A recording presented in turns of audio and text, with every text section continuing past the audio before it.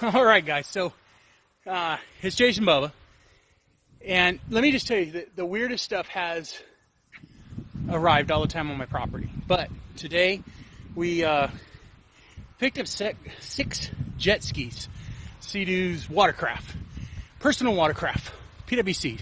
Anyways, I have 12 hours to make at least 1, 2, maybe 3 carts that, I don't even know if you want to call them carts, just some kind of cradle to put these in so they're not sitting on the ground. Anyways, then this weekend I still got to get the 64 Chevy done.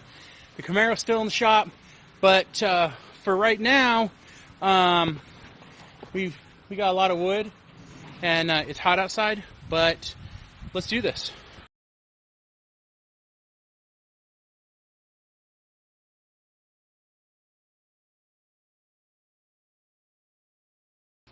Alright guys, so I'm back in the house.